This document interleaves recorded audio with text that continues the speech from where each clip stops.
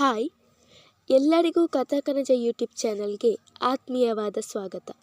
ಇವತ್ತು ನಾನು ಸರ್ವಮಂಗಳ ಮಾಂಗಲ್ಯ ಕಥೆಯ 12ನೇ ಎಪಿಸೋಡ್ನ ಜೊತೆ ನಿಮ್ಮ ಮುಂದೆ ಬಂದಿದ್ದೇನೆ.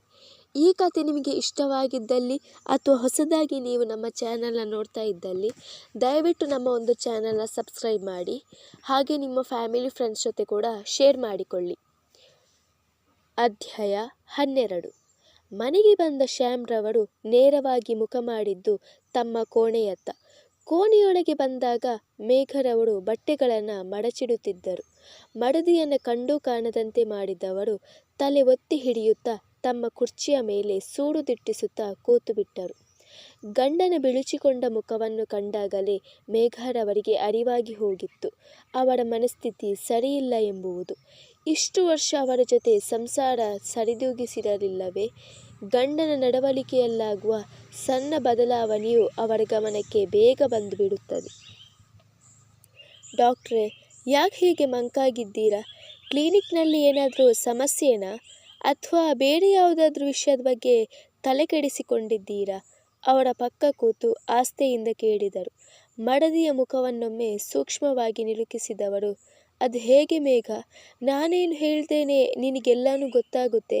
ನನ್ನಲ್ಲಿ ಆಗೋ ಪ್ರತಿಯೊಂದು ಬದಲಾವಣೆನೂ ಕೂಡ ಅದು ಹೇಗೆ ಅಷ್ಟೊಂದು ಬೇಗ ಕಂಡುಹಿಡಿದು ಬಿಡ್ತೀಯ? ಕೇಳಿದವರ ಕಣ್ಣುಗಳಲ್ಲಿ ಆಶ್ಚರ್ಯ. ಗಂಡನ ಈ ಪರಿಯ ಮಾತಿಗೆ ನಗಬೇಕು ಅಳಬೇಕು ತಿಳಿಯಲಿಲ್ಲ ಮೇಘರವರಿಗೆ. ಇದೇನ್ರಿ ಹೀಗೆ ಕೇಳ್ತಾ ಇದ್ದೀರಾ? ಇಷ್ಟು ವರ್ಷ ನಿಮ್ಮ ಜೊತೆ ಸಂಸಾರ ಮಾಡ್ತಾ ಬಂದಿಲ್ವ ನಾನು? ನಿಮ್ಮಲ್ಲಿ ಆಗೋ ಪ್ರತಿಯೊಂದು ಬದಲಾವಣೆನೂ ಕೂಡ ಫಟ್ ಅಂತ ಕಂಡುಹಿಡಿದು ಬಿಡ್ತೀನಿ ಎಂದರು ಮುದ್ದಾಗಿ ನಗುತ್ತಾ. ಇದನ್ನೇ ಅಲ್ಲವೇ ಪರಿಪಕ್ವತೆಗೊಂಡ ಪ್ರೀತಿ ಎನ್ನುವುದು? ಒಂದು ಬಾರಿ ಮಡದಿಯ ನಗುವಲ್ಲಿ ಕಳೆದೇ ಹೋದರು ಶ್ಯಾಮ್. ಆ ಕ್ಷಣಕ್ಕೆ ಬೇರೆ ಯಾವ ವಿಷಯವೂ ಅವರ ತಲೆಯಲ್ಲಿ ಸುಳಿದಾಡಲಿಲ್ಲ. ಈಗ ಹೇಳಿ, ಯಾವ ವಿಷಯದ ಬಗ್ಗೆ ತಲೆ ಕೆಡಿಸಿಕೊಂಡಿದ್ದೀರಾ? ಗಂಡನ ಬಾಯಿ ಬಿಡಿಸುವ ಯೋಜನೆ ಅವರದು. ಮೇಘ, ನನಗೆ ಯಾಕೋ ನನ್ನ ವೃತ್ತಿ ಮೇಲೇ ಅಸಮಾಧಾನ ಮೂಡ್ತಾ ಇದೆ. ನನಗನ್ಸುತ್ತೆ ನನ್ನ ಇಷ್ಟು ವರ್ಷದ ವೈದ್ಯ ವೃತ್ತಿನಲ್ಲಿ ನಾನು ಯಾವುದನ್ನು ಕೂಡ ಸರಿಯಾಗಿ ನಿಭಾಯಿಸಿಲ್ಲ ಅಂತ ಎಂದವರ ಧ್ವನಿಯಲ್ಲಿ ಅಳುಕು ಸ್ಪಷ್ಟ. ಯಾರೀ ಹಾಗೆ ಹೇಳಿದ್ದು? ಎಂಥ ಫೇಮಸ್ ಡಾಕ್ಟರ್ ನನ್ನ ಗಂಡ. ಅವ್ರ ಬಗ್ಗೆನೇ ಈ ರೀತಿ ಡ್ಯಾಮೇಜಿಂಗ್ ಸ್ಟೇಟ್ಮೆಂಟ್ ಕೊಡುವಷ್ಟು ಧೈರ್ಯನ ಅವರಿಗೆ? ಕರ್ಕೊಂಡು ಬಂದು ನನ್ನ ಮುಂದೆ ನಿಲ್ಲಿಸಿ ಭೂತ ಬಿಡಿಸಿ ಬಿಡ್ತೀನಿ ಎಂದ ಮೇಘರವರು ಶ್ಯಾಮ್ರವರಿಗೆ 20 ವರ್ಷದ ಹಿಂದಿನ ಮೇಘರಂತೆ ಕಂಡರು. ಅವರ ಮುಖದಲ್ಲಿ ನಗು ಮೂಡಿತು. ಗಂಡನ ಮುಖದಲ್ಲಿ ಮೂಡಿದ ನಗು ಕಂಡು ಮೇಘರವರ ಮುಖದಲ್ಲೂ ನಗು ಮೂಡಿತು. ಶ್ಯಾಮ್, ಹಾಗೆಲ್ಲ ಏನೂ ಇಲ್ಲ. ನೀವು ನಿಮ್ಮ ವೃತ್ತಿಗೋಸ್ಕರ ನಿಮ್ಮ ಜೀವನವನ್ನೇ ಮುಡಿಪಾಗಿಟ್ಟವರು. ಆದರೆ ಇಂಥ ಆಲೋಚನೆ ನಿಮ್ಮ ತಲೆಯಲ್ಲಿ ಅದ್ಯಾಕೆ ಬಂತು ಅಂತ ನನಗೆ ಅರ್ಥನೇ ಆಗ್ತಿಲ್ಲ ಎಂದರು ಮೇಘ.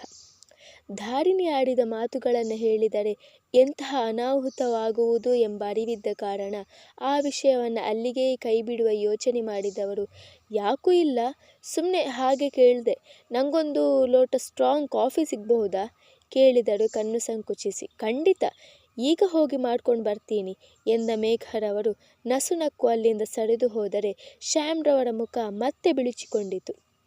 Ram, this is too much. ಗಮ್ಯ ಬೆಳೆದ ಹುಡುಗಿ, ಅವಳಿಗೆ ಅವಳದ್ದೇ ಆದ ಖರ್ಚಿರುತ್ತೆ. ಹಾಗಿದ್ದಾಗ ನೀವು ಈ ರೀತಿ ಮಾಡೋದು ಸರಿಯಲ್ಲ. ಈಗಿಂದ ಈಗಲೇ ಅವಳ ಎಲ್ಲ ಕಾರ್ಡ್ಸ್ಗಳನ್ನು ಕೂಡ ಅನ್ಬ್ಲಾಕ್ ಮಾಡಿಸಿ. ಗಂಡನ ಮುಂದೆ ಮಗಳ ಪರವಹಿಸಿ ಧ್ವನಿ ಏರಿಸಿ ಮಾತಾಡಿದರು ನೀಲ. ಇದರಲ್ಲಿ ಅತಿ ಆಗುವಂಥದ್ದು ಏನೂ ಇಲ್ಲ ನೀಲ. ಅವಳು ಹೋಗ್ತಿರೋ ದಾರಿ ಸರಿಯಿಲ್ಲ. ಒಬ್ಬ ತಂದೆಯಾಗಿ ಅವಳನ್ನು ಸರಿದಾರಿಗೆ ತರೋ ಜವಾಬ್ದಾರಿ ನಂದು. ಇದರಲ್ಲಿ ನೀನು ತಲೆ ಹಾಕಬೇಡ.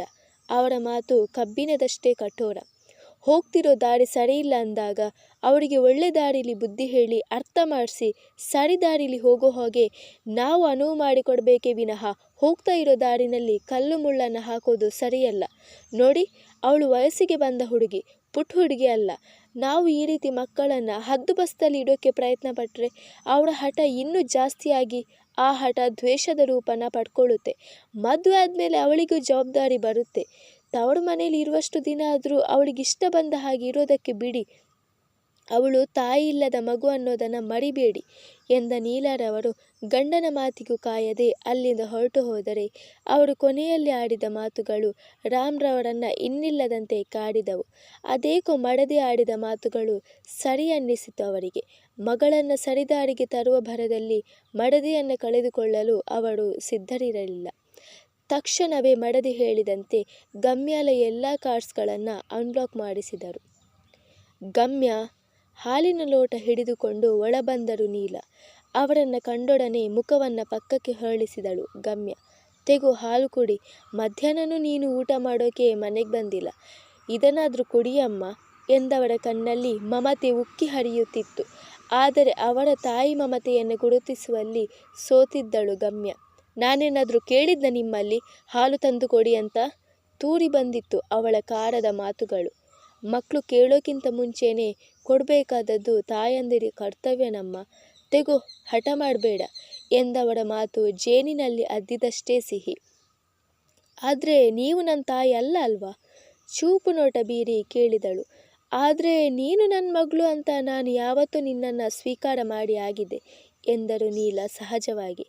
ಅವರ ಪ್ರತ್ಯುತ್ತರ ಕೇಳಿ ಉಕ್ಕಿ ಬಂದ ಕೋಪವನ್ನು ನಿಯಂತ್ರಿಸಿಕೊಂಡವಳು ಮರುತ್ತರ ಕೊಡುವ ಗೋಜಿಗೆ ಹೋಗಲೇ ಇಲ್ಲ. ಗಮ್ಯ, ನನಗೊತ್ತು ನೀನು ನಿನ್ನ ಕಾಸನ್ನ ಬ್ಲಾಕ್ ಮಾಡಿಸಿರೋದಕ್ಕೆ ನಿನ್ನ ತಂದೆ ಮೇಲೆ ಕೋಪ ಮಾಡ್ಕೊಂಡಿದ್ದೀಯ ಅಂತ.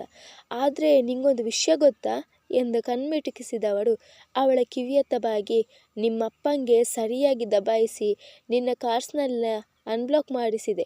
ಇನ್ಮೇಲೆ ನೀನು ಮುಂಚೆ ಹೇಗಿದ್ಯೋ ಹಾಗೆ ಜಾಲಿಯಾಗಿರಬಹುದು ಎಂದು ನಕ್ಕವರು ಹಾಲಿನ ಲೋಟವನ್ನು ಟೇಬಲ್ ಮೇಲಿಟ್ಟು ಎದ್ದು ಬಾಗಿಲ ಕಡೆ ಬಂದವರು ಎಂಜಾಯ್ ಎಂದು ಸರಿ ನಗುತ್ತಲೇ ಮಾಯವಾದರೆ ಮುಖ ಧುಮ್ಮಿಸಿ ಕೂತಿದ್ದವಳ ವದನ ತಾವರೆಯಂತೆ ಅರಳಿತ್ತು. ಆದರೆ ಅವರ ಮೇಲೆ ಮಾತ್ರ ಅವಳ ಅಭಿಪ್ರಾಯ ಬದಲಾಗಲೇ ಇಲ್ಲ. ತಂದೆಯ ಮೇಲೆ ಮುನಿಸಿಕೊಂಡು ಮೂಲೆ ಸೇರಿದ್ದಳು ಧಾರಿಣಿ. ಈಗಲೂ ಅವರು ಕೊಟ್ಟ ಏಟನ್ನು ಅರಗಿಸಿಕೊಳ್ಳಲು ಅವಳಿಂದ ಆಗುತ್ತಿಲ್ಲ. ಬಿಕ್ಕಿ ಬಿಕ್ಕಿ ಹತ್ತು ಕಣ್ಣೆಲ್ಲ ಕೆಂಪಡರಿ ಹೋಗಿವೆ. ದುಂಡಗಿನ ಕೆನ್ನೆ ಊದಿಕೊಂಡಿದೆ. ಕಣ್ರೆಪ್ಪೆಗಳು ಒಂದಕ್ಕೊಂದು ಅಂಟಿಕೊಂಡಿವೆ. ಕ್ಷಣ ಕ್ಷಣಕ್ಕೂ ತಂದೆ ತನ್ನ ಮೇಲೆ ಕೈ ಮಾಡಿದ ಘಟನೆಯನ್ನು ಜ್ಞಾಪಿಸಿಕೊಂಡು ಅಳುತ್ತಿದ್ದಾಳೆ ಹುಡುಗಿ. ಒಳಗಿನಿಂದ ಮಗಳ ಅಳುವ ಧ್ವನಿ ಕಿವಿಗೆ ಬಿದ್ದಾಗ ಕರುಳು ಹಿಂಡಿದ ಅನುಭವ ಆಗುತ್ತಿತ್ತು ಸುಧಾಕರ್ ರವರಿಗೆ. ದುಡುಕಿ ಮಗಳ ಮೇಲೆ ಕೈ ಮಾಡಿಬಿಟ್ಟೆ ಎನಿಸಿತು ಆ ಜೀವಕ್ಕೆ. ಆದರೆ ತನ್ನ ಆರಾಧ್ಯ ದನಿಯನ್ನು ಅವಳು ನಿಂದಿಸಿ ಮಾತನಾಡಿದ್ದನ್ನು ಅವರಿಂದ ಸಹಿಸಿಕೊಳ್ಳಲು ಆಗಲಿಲ್ಲ. ಅದರ ಪರಿಣಾಮವೇ ಇದು. ರಾತ್ರಿ ಊಟಕ್ಕೂ ಅವಳು ಬಾರದೇ ಇದ್ದಾಗ ತಾವೇ ಹೋಗಿ ಸಮಾಧಾನಿಸಲು ನೋಡಿದರು. ಅವಳ ಕೋಣೆಯತ್ತ ಬಂದವರೇ ಕದ ತೆರೆಯುವಂತೆ ಕದ ತಟ್ಟಿದರು. ಆದರೆ ಅತ್ತಲಿಂದ ಯಾವ ಉತ್ತರವೂ ಬರಲಿಲ್ಲ. ಧಾರಿಣಿ, ಬಾಗಿಲು ತೆಗಿಯಮ್ಮ, ಒಳಗಡೆ ಕೂತ್ಕೊಂಡು ನನ್ನ ಹೊಟ್ಟೆ ಯಾಕೆ ಉಡಿಸ್ತೀಯ? ನಿನ್ಮೇಲೆ ಕೈ ಮಾಡಬಾರ್ದಿತ್ತು, ದಯವಿಟ್ಟು ಕ್ಷಮಿಸು ನನ್ನನ್ನು. ಆದರೆ ಆ ಕ್ಷಣಕ್ಕೆ ಕೋಪದ ಭರದಲ್ಲಿ ಏನು ಮಾಡಬೇಕು ಅಂತ ತೋಚಲಿಲ್ಲ ಎಂದು ತನ್ನನ್ನು ತಾನು ಸಮರ್ಥಿಸಿಕೊಳ್ಳಲು ನೋಡಿದರು. ಆದರೆ ಯಾವ ಪ್ರಯೋಜನವೂ ಆಗಲಿಲ್ಲ. ಇಷ್ಟು ಬೇಗ ಅವಳು ತನ್ನ ಹಠಕ್ಕೆ ಮಣಿಯಳು ಎಂದು ಅರಿತಿದ್ದವರು ಅವಳನ್ನು ಸಂತೈಸುವ ಕೆಲಸಕ್ಕೆ ಪೂರ್ಣ ವಿರಾಮ ಇಟ್ಟರು. ತುಸು ಹೊತ್ತಿನ ನಂತರ ಒಳಗಡೆಯಿಂದ ವೀಣಾವಾದನದ ಮಧುರವಾದ ಧ್ವನಿ ಹೊರಬಂದಿತ್ತು. ಅದು ಅವಳದ್ದೇ ಎಂಬುದು ಅವರಿಗೂ ಖಾತ್ರಿಯಾಗಿತ್ತು. ಸುಖವಿರಲಿ ದುಃಖವಿರಲಿ ಅವಳು ಎಲ್ಲವನ್ನೂ ಹೊರಹಾಕುವುದು ಸಂಗೀತದ ಮೂಲಕವೇ. ಬಹಳ ಹೊತ್ತಿನ ತನಕವೂ ಸಂಗೀತದ ಸ್ವರಮಂಜರಿ ಕೇಳಿ ಬರುತ್ತಲೇ ಇತ್ತು. ಬೆಳಿಗ್ಗೆಯ ಹೊತ್ತಿಗೆ ಎಲ್ಲವೂ ಸರಿಯಾಗುತ್ತದೆ ಎಂದುಕೊಂಡವರು ಚಾಪೆ ಹಾಸಿ ಮಲಗಿದರು. ಗೆಸ್ಟ್ ಹೌಸ್ನಿಂದ ಕೇಳಿ ಬರುತ್ತಿದ್ದ ಹಾಡು ಪ್ರಣವ್ನ ಕರ್ಣಗಳಿಗೂ ಬೀಳದೇನೂ ಇರಲಿಲ್ಲ. ಅದೇ ಹಾಡಿನ ಧ್ವನಿಗೆ ಅಲ್ಲವೇ ಅವನು ಸಂಪೂರ್ಣವಾಗಿ ಮನಸೋತಿದ್ದು? ಅದೇ ಸಿರಿ ಕಂಠದವಳಲ್ಲವೇ ಅವನು ಅರಸಿ ಹೊರಟಿದ್ದು? ಆದರೆ ಈ ಬಾರಿ ಅವನು ವಿಚಲಿತನಾಗಲಿಲ್ಲ. ಯಾಕೆಂದರೆ ಈಗ ಅವನ ಮನದಲ್ಲಿ ಅವಳ ಬಗ್ಗೆ ಯಾವ ಒಳ್ಳೆಯ ಅಭಿಪ್ರಾಯವೂ ಉಳಿದಿಲ್ಲ. ಬರೀ ಕೋಪವಷ್ಟೇ ಇದೆ. ಹೊರಗಡೆಯಿಂದ ತೂರಿ ಬರುತ್ತಿದ್ದ ಧ್ವನಿಗೆ ಕ್ಷಣ ಕ್ಷಣಕ್ಕೂ ಅವನ ಕೋಪ ಉತ್ತುಂಗಕ್ಕೆ ಏರುತ್ತಿತ್ತು. ಹಾಸಿಗೆಯ ಮೇಲೆ ಕಣ್ಮುಚ್ಚಿ ಪವಡಿಸಿದನು. ನಿದ್ರಾದೇವಿ ಆವರಿಸಿಕೊಳ್ಳಲು ಒಲ್ಲಳು.